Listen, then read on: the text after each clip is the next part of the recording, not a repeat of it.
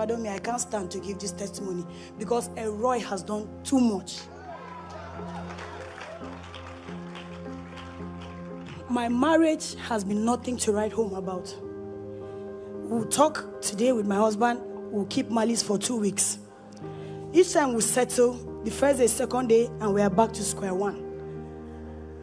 And then,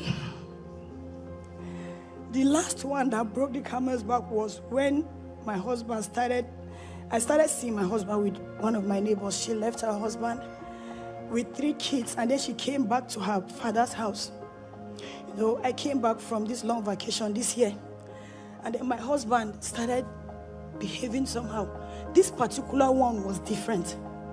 I kept seeing him with her.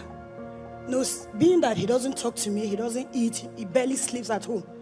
And then I decided to confront the girl since she's someone I talk to. And I was like, I don't understand what is happening. That girl turned it the other way around. She lied to my husband and she said something that I should bet her that she's going to marry my husband. And I told her, I betted her, I said, you can only marry my husband if God is dead. So when I left her, I went inside. I said, this girl messed with the wrong person. She doesn't know that I am an NSPPDian. The altar of fire has got my back. I came and I knelt down that day. I said, God, if you are truly the God that Pastor Jerry talks about, and I have seen you do great things on this altar of fire, God, go before me. This battle is no longer mine, but it is yours. The last Sunday of October, Pastor Jerry preached about Ahab, Jezebel, and how they killed Nabal to get his garden. I was sitting at the overflow, but that day my spirit was just connected. The first service, he said, you might be talking to Ahab, but the enemy is Jezebel. The enemy is Jezebel. Understand that Ahab is only a face. Your confrontation is actually with Jezebel. The thing rang on my head. I just wrote her name. I said, so person, you are Jezebel. I tore the paper. I trampled on it. And I said, as I am trampling on this thing, I caused enmity between you and my husband. My husband will not look at you again. And Pastor Jerry said something. He said, every Jezebel that is trying to take your marriage away. Any Jezebel that comes to say that what the Lord has given to you shall be collected. And at the sound of your amen, I announce, let it be broken right now. And I prayed. I went home that day. I prayed.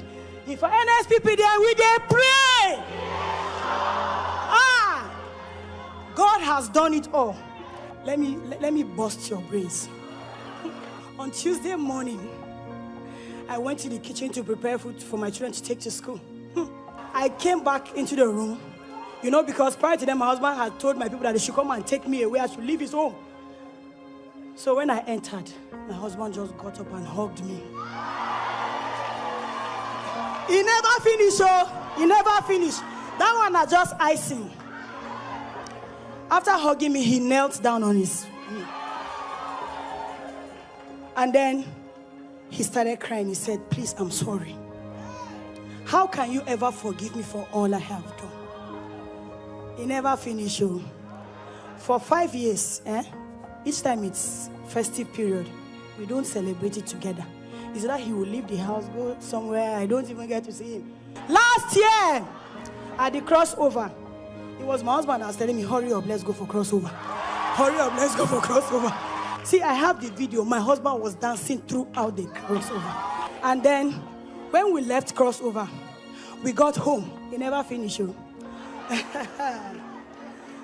Monday, after NSPPD prayer, we streamed the prayer together. So my husband just went to the bed. He lied down and wept throughout the 1st of January. And he was like, this year is all about Jesus. See, I have been praying for his salvation for long. But God has done it. What God cannot do, God has not failed. He has not failed and he will never fail. As I am talking to you today, my husband is in church. Glory! I can't keep calm. This God is too much. Yeah! The only thing I want to say is, if you are on the altar of fire, wait. Wait patiently, because there is nothing that God cannot fix. I have tested it, and it is true that this God is, in fact, is Jehovah overdue. There's nothing he cannot do. What God cannot do,